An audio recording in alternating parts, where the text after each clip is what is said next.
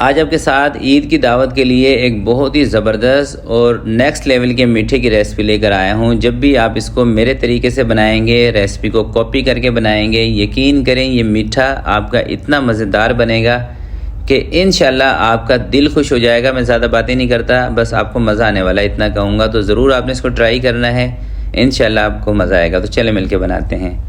बिस्मिल्लाहिर्रहमानिर्रहीम। सबसे पहले आपने किसी भी फ्राई पैन में 2 चम्मच या 1 चम्मच घी का ऐड कर लेना है और इसके अंदर 50 ग्राम काजू कटिंग करके हल्की आंच पे आपने काजुओं को ब्राउन कर लेना है। अच्छा, काजू ना मार्केट के अंदर भी जो रोस्टेड काजू होते हैं ना वो मिलते हैं, फीके काजू, आप उसका इस्तेमाल भी कर सकते हैं। अगर घर में नहीं करना चाहते बाज़ार वाले इस्तेमाल कर लें।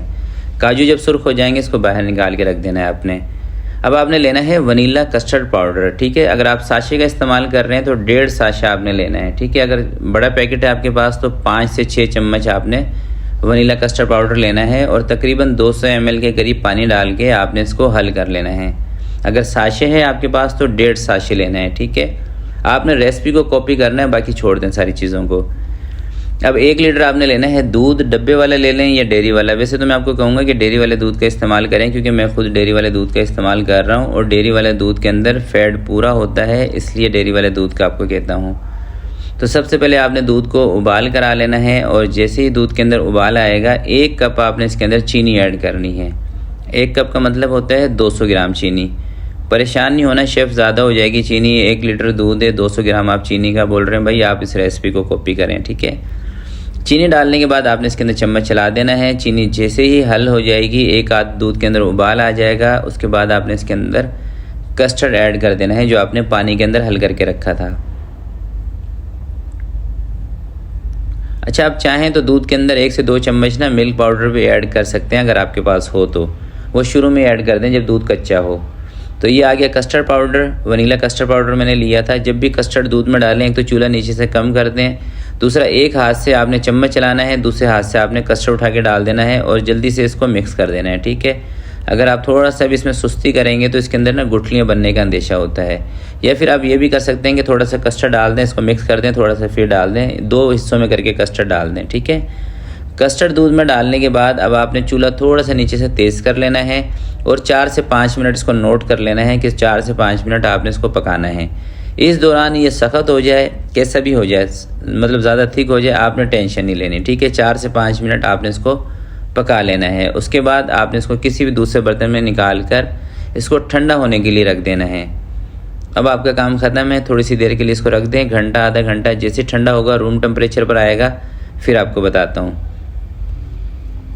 तो ये देखें, जब ये कस्टर्ड ठंडा होगा ना, ये कुछ इस शक्ल में आ जाएगा। देख रहे हैं कितना हार्ड हो गया, सख्त हो गया, गुठलियाँ बन गई, इसके अंदर सब कुछ हो चुका है, मगर आपने टेंशन नहीं लेनी, सही है। साइडें वगैरह साफ़ करके जो होता है ना हैंड विक्स, वो आपने लेना है और इसको अच्छी तरीके से फेंटना है। इससे क्या होगा, एक तो इसके जो ये लम्स इसके अंदर बने होंगे ना, ये भी ख़त्म हो जाएंगे और इसका जो टेक्सचर है ये क्रीमी टेक्सचर हो जाएगा, सही है। 1 से 2 मिनट फेंटने के बाद, ज़्यादा मेहनत भी नहीं करनी, 1 से 2 मिनट बस इसको थोड़ा सा फेंट लें ताकि गुठलियाँ वगैरह इसकी ख़त्म हो जाएं और थोड़ा सा ये ना स्मूथ हो जाए। उसके बाद आपने इसके अंदर जो चाट वाली क्रीम होती है ना, जो मैं आपको अपनी चाट वाली वीडियोस के अंदर बता चुका हूँ, वही क्रीम आप इसमें इस्तेमाल करें।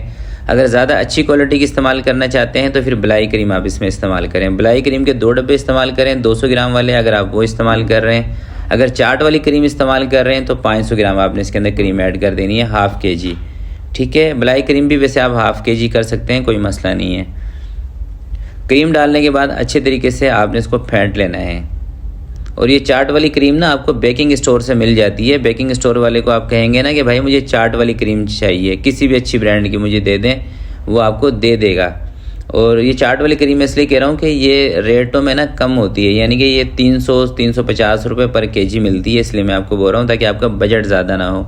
जो बलाई क्रीम है डब्बे वाली, वो 250 रुपये का 200 ग्राम का डब्बा मिलता है। अगर वो क्रीम आप यूज़ करेंगे तो थोड़ी सी कॉस्ट इसकी बढ़ जाएगी, मगर वो जो डब्बे वाली क्रीम है ना, बलाई क्रीम, उसका टेस्ट ज़्यादा बेहतर है। बाकी इसके अंदर जो हमने रोस्ट किए थे काजू वो शामिल किए हैं, थोड़ी सी किशमिश और थोड़ी सी इसके अंदर चमचम और ये मिक्स फ्रूट।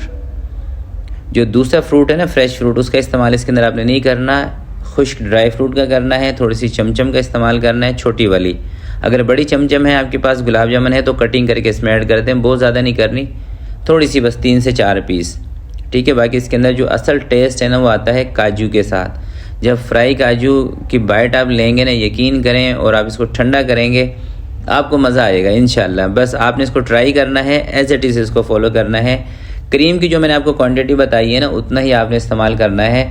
हाँ, उस सूरत में आप क्रीम थोड़ी सी इसमें कम यूज़ करेंगे अगर आपका कस्टर्ड पतला है।